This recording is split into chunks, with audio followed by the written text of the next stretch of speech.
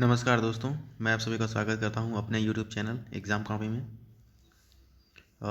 दोस्तों, जैसा कि आप सभी को पता है कि आज ये पार्ट 3 जो है, यानी कि फंडामेंटल राइट यानी कि मूल अधिकार, उसका ये दूसरा भाग होगा। क्योंकि इसमें जो 6 प्रकार के अधिकार की जो बात की गई है, उसमें से हम 3 को कवर कर चुके हैं और 3 जो बचे हुए हैं वो आज हम कवर करेंगे। और पूरे मतलब क्या कहते हैं कि पूरे आर्टिकल के साथ हम पढ़ेंगे। तो वो जो 3 अधिकार बचे हुए थे वो थे, उनमें से एक जो था वो था आपका धर्म की स्वतंत्रता का अधिकार, जो कि 25 से 28 तक हम बात करेंगे, ठीक है। और और जो तीसरा होगा वो होगा तीसरा, यानी कि आज का मतलब टोटल जो है 5वां, ठीक है। तो 5वां होगा क्या, संस्कृति और शिक्षा का अधिकार, जिसमें हम 29 और 30 की बात करेंगे। और छठा संवैधानिक उपचारों का अधिकार, ये काफ़ी इंपॉर्टेंट है छठवां वाला, संवैधानिक उपचारों का अधिकार, जिसमें सिर्फ एक ही आर्टिकल है, आर्टिकल 32। तो अब मैं स्टार्ट करने जा रहा हूँ। अगर आपने चैनल को सब्सक्राइब नहीं किया तो प्लीज़ सब्सक्राइब कर लीजिएगा, घंटी के बेल आइकन को ऑन कर लीजिएगा, लाइक कीजिए, कमेंट कीजिए, शेयर कीजिए और ज़्यादा से ज़्यादा मतलब वीडियो को पहुँचाइए अपने दोस्तों के पास। और ये सभी परीक्षाओं के लिए इम्पोर्टेंट होगा।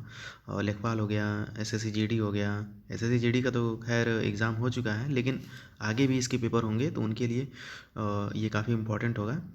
और कांस्टेबल की भर्ती आ रही है, अभी भी 2-3 कांस्टेबल की भर्ती निकली है। तो कहने का मतलब ये है कि पॉलिटी जहाँ पर भी मेंशन किया गया है वहाँ पर ये हमेशा के लिए इम्पोर्टेंट है, ठीक है।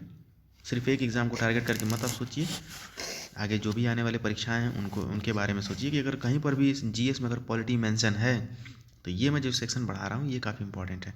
तो ठीक है, ज़्यादा समय न लेते हुए मैं वीडियो को स्टार्ट करता हूँ। तो आज हम जो पढ़ने जा रहे हैं, आज आज हम पढ़ेंगे चौथा, ठीक है। फोर्थ वाला जो था क्या था, धर्म की स्वतंत्रता का अधिकार।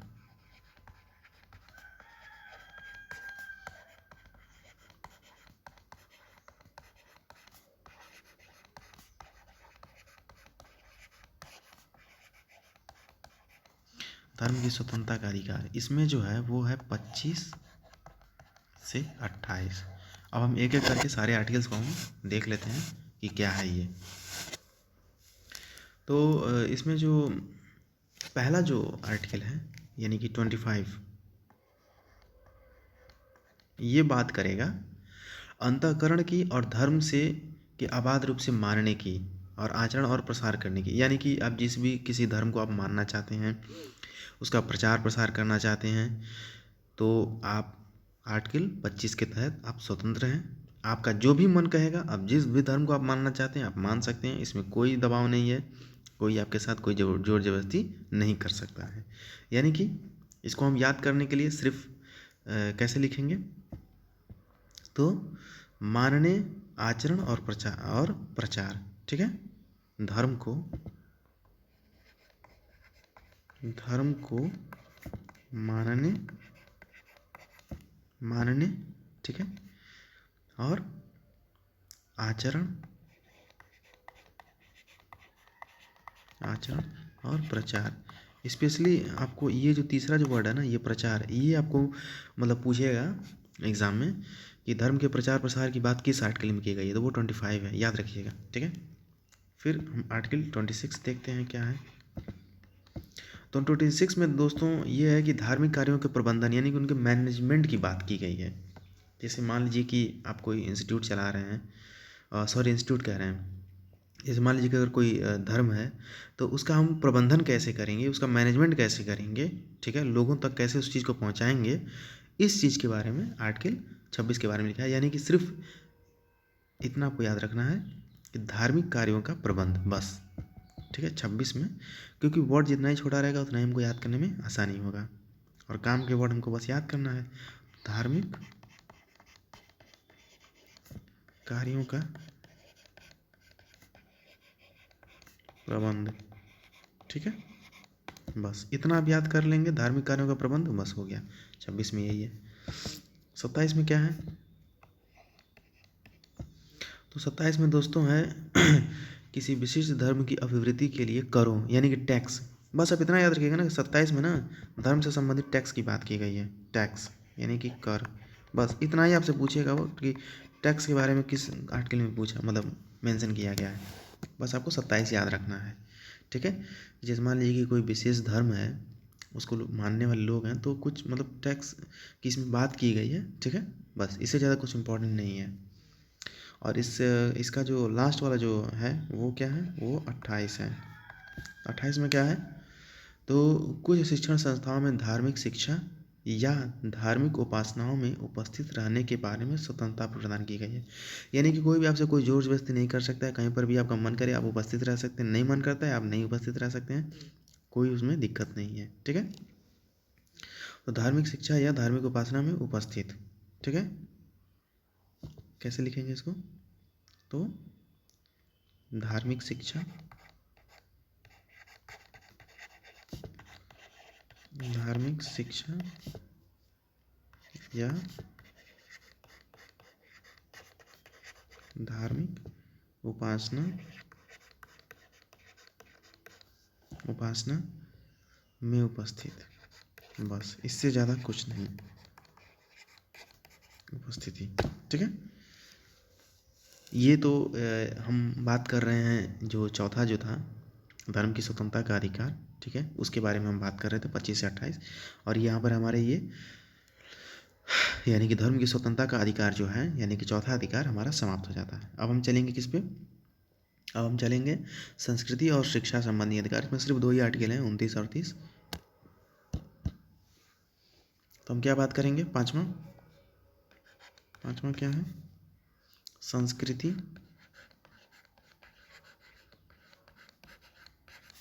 और शिक्षा संबंधी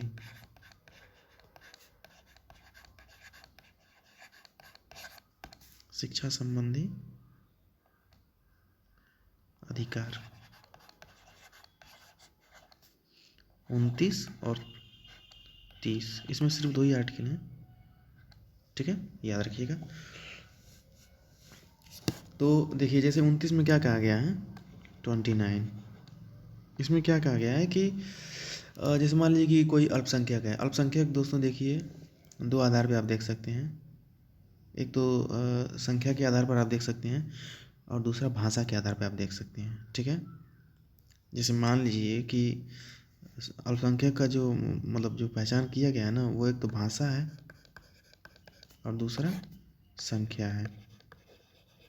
अब जैसे मान लीजिए कि मैं कहूँ कि सिख कम्युनिटी अल्पसंख्यक है, तो अल्पसंख्यक कैसे है, अगर उनकी संख्या की बात करेंगे, सिख कम्युनिटी में एग्जांपल दे रहा हूँ, ठीक है। जैसे मान लीजिए कि सिख हैं, सिख, ठीक है, ये सिख हैं। तो अगर आप संख्या की बात करेंगे तो पंजाब जैसे स्टेट में ये माइनॉरिटी में नहीं होंगे, ये मेजॉरिटी में हो जाएंगे। लेकिन अगर आप बात करेंगे ओवरऑल इंडिया की, तो ये माइनॉरिटी में हो जाएंगे। अगर भारत की बात करेंगे तो ये माइनॉरिटी में हो जाएंगे, ठीक है।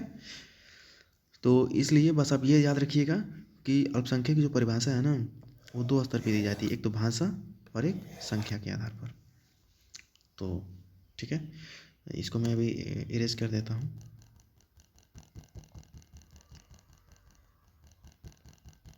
ये मैं आपको अल्पसंख्यक समझा रहा था। हमारा जो आर्टिकल 29 है उसमें अल्पसंख्यक की बात की गई, तो अल्पसंख्यक आपको समझना जरूरी था, ठीक ना, कि किसको अल्पसंख्यक आखिर में कहते हैं।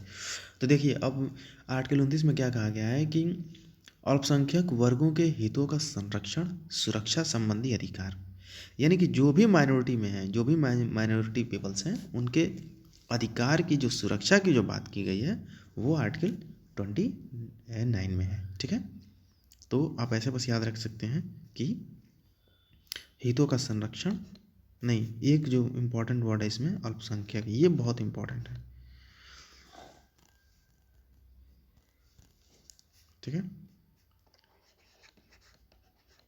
क्योंकि सबकी बात नहीं की गई, अल्पसंख्यक की सिर्फ बात की गई है। अल्पसंख्यक, अल्पसंख्यकों के हितों और सुरक्षा, सुरक्षा, ठीक है, यानी कि हित का और सुरक्षा, ठीक है, अधिकार। और 30 क्या है? 30 में है कि मतलब 30 के तहत शिक्षा संस्थानों की स्थापना और प्रशासन करने का अल्पसंख्यकों का अधिकार होगा, ठीक है। जैसे मान लीजिए कि बस अब ऐसे याद रखिए इसको कि शिक्षा संस्था, अब मैं समझा रहा हूँ उसको, बढ़िया से रुक जाइए। शिक्षा संस्था और प्रशासन का अधिकार किसको? अल्पसंख्यक को। यानी कि बस आप इतना याद रखिएगा कि आर्टिकल ये 30, 29 और आर्टिकल 30 ये जो है ना, ये अल्पसंख्यक से संबंधित है, याद रखिएगा, ठीक है। तो जैसे मान लीजिए कि ईसाई हैं, क्रिश्चियन, ठीक है, केरल में आप जाएंगे तो वो मेजोरिटी में हो जाएंगे, लेकिन ऑल ओवर इंडिया में देखेंगे आप तो वो माइनॉरिटी में है, और अगर ऑल ओवर वर्ल्ड में देखेंगे तो वो मेजोरिटी में आ जाएंगे, ठीक है। खैर उतना डीप में नहीं जाएंगे हम, बस मैं आपको इतना समझाना चाहता हूँ कि जैसे मान लीजिए ईसाई हैं, सिख, सॉरी क्रिश्चियन, ठीक है, तो वो आर्टिकल 30 में क्या कहा गया है कि वो कोई भी अपना जो मतलब शिक्षा संस्था है, कोई भी मतलब इंस्टीट्यूट है, उसको वो खोल सकते हैं, उसका वो प्रशासन कर सकते हैं, उसमें वो बच्चों को पढ़ा सकते हैं, और इसमें सिर्फ माइनॉरिटी की बात की गई है, ठीक है, आर्टिकल 29 और 30 में। तो उम्मीद है कि आप समझ गए होंगे। अब हम सबसे इम्पोर्टेंट जो है वो हम बात करने जा रहे हैं, छठवां, और ये इस पर आप लोग स्टार लगा लीजिए। ये तो मतलब मुझे लगता है कि हर परीक्षा में पूछा जाता है, बस पूछने का स्तर बदल जाता है, ठीक ना। अब मान लीजिए IAS में पूछेगा तो कह देगा कि जो भी 6 रीट है उनके बारे में लिख करके बताओ, ठीक है। इसमें 5 प्रकार के रीट की बात की गई है, ठीक है। संवैधानिक उपचारों का अधिकार, 1 मिनट रुकिए, पहले मैं हेडिंग दे दूँ, समझने में आसानी होगा। संवैधानिक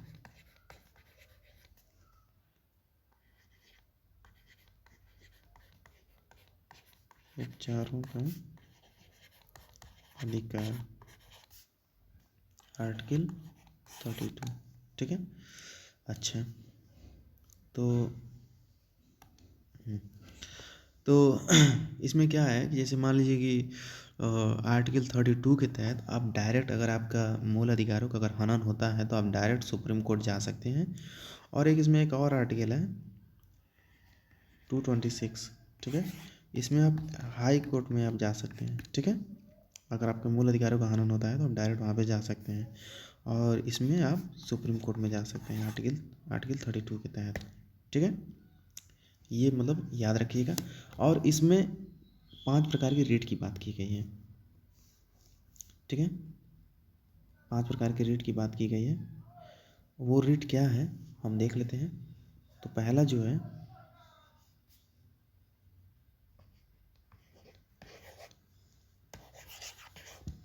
एक मिनट,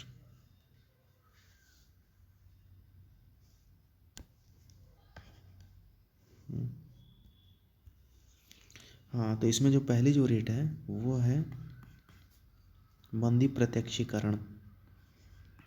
ये याद रखिएगा, इम्पॉर्टेंट है, स्टार लग गया मतलब इम्पॉर्टेंट है ये, और आपको ध्यान रखना है इस चीज़ को, ठीक है। बंदी प्रत्यक्षीकरण, इंग्लिश वाला भी याद रखिएगा, हैबेस कॉर्पस, ठीक है।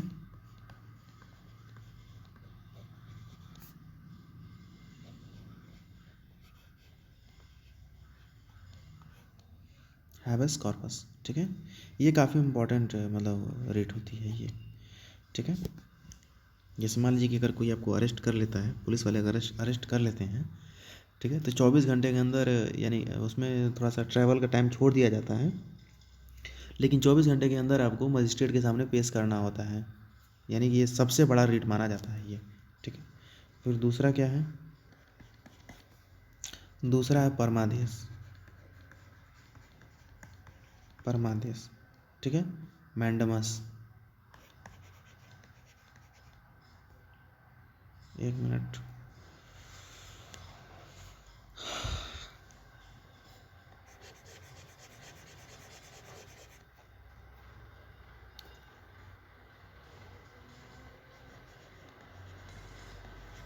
मैंडमस, ठीक है।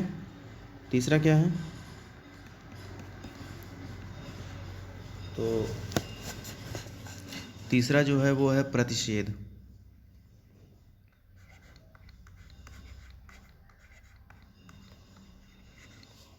प्रतिषेध, प्रोहिबिशन।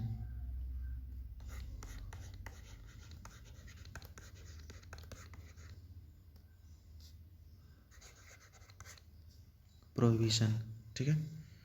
चौथा क्या है? चौथा है उत्प्रेषण।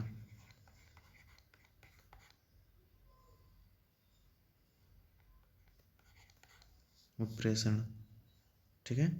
और जो पांचवा जो है वो क्या है? अधिकार परीक्षा।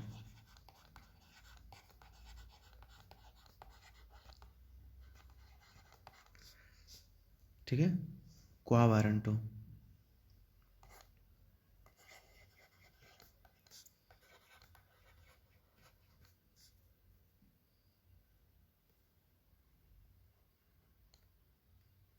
एक मिनट, क्वा वारंटो, डब्ल्यू, हाँ ये हो गया। फिर वारंटो, WARRANTO, ठीक है, वारंटो। और उत्प्रेषण को क्या कहते हैं? तो ये हो गया आपका CERTIORARI। इंग्लिश वाला अगर नहीं भी याद रहेगा तो कोई दिक्कत नहीं, लेकिन हिंदी वाला याद रहना जरूरी है, क्योंकि हिंदी वाले से ही क्वेश्चन पूछेगा, चाहे लेखपाल में हो चाहे कांस्टेबल में हो, ठीक ना। यहीं से क्वेश्चन बनेगा और यहीं से पूछेगा। तो इस प्रकार से दोस्तों क्या कहते हैं कि हमारा जो 6 प्रकार का जो अधिकार था, हमने इसको काफ़ी डिटेल में देखा।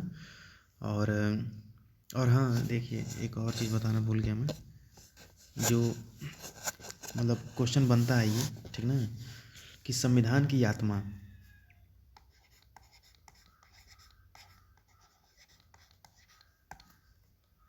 संविधान की आत्मा किसने कहा है? तो बाबा साहेब डॉक्टर भीमराव अंबेडकर। डॉक्टर भीमराव अंबेडकर, याद रखिएगा, ठीक है। ये क्वेश्चन पूछा जाता है कि संवैधानिक उपचारों को संविधान की आत्मा किसने कहा है, ठीक है। तो ऑप्शन में रहेगा, तो डॉक्टर भीमराव अंबेडकर आप लोग क्लिक कर दीजिएगा, वो राइट आंसर होगा। और ये कई बार पूछा गया है, तो इसलिए मेरा थोड़ा दिमाग से उतर रहा था, लेकिन मुझे याद आ गया है तो मैं बता दिया हूँ। और ये काफ़ी इंपॉर्टेंट है, ठीक है। तो इस प्रकार से दोस्तों हमारे जो 6 प्रकार के जो अधिकार थे भाग 3 में, उनको हमने अच्छे से और डिटेल में कवर किया। और कल हम स्टार्ट करेंगे, देखते हैं, तो राज्य के नीति निर्देशक तत्व स्टार्ट करेंगे, ठीक है, जिसमें हम 36 से लेकर के 51 तक की हम बात करेंगे, ठीक है। लेकिन उसके पहले हम आर्टिकल, एक मिनट, हाँ 32 तक तो हो गया है। हाँ, तो कल हम ये क्या कहते हैं, DPSP को कल हम स्टार्ट करेंगे, जो कि संविधान का भाग 4 है, ठीक है। फिर उसके बाद मूल कर्तव्य को शुरू करेंगे। ऐसे करते करते हम आगे बढ़ते जाएंगे। तो अगर आपने चैनल को सब्सक्राइब नहीं किया तो प्लीज़ सब्सक्राइब कर लो दोस्तों, और मतलब थोड़ा सा लाइक किया करिए आप लोग, और सब्सक्राइब करो, ठीक है, अच्छा लगता है। ठीक है, फिर मिलता हूँ मैं कल इसके अगले भाग में एक नए चैप्टर के साथ, भाग 4, राज्य के नीति निर्देशक तत्व, DPSP, directive principle of state policy, ठीक है, जिसमें हम आर्टिकल 36 से 51 तक बात करेंगे, ठीक है। तब तक के लिए अपना ध्यान रखिए, नमस्कार।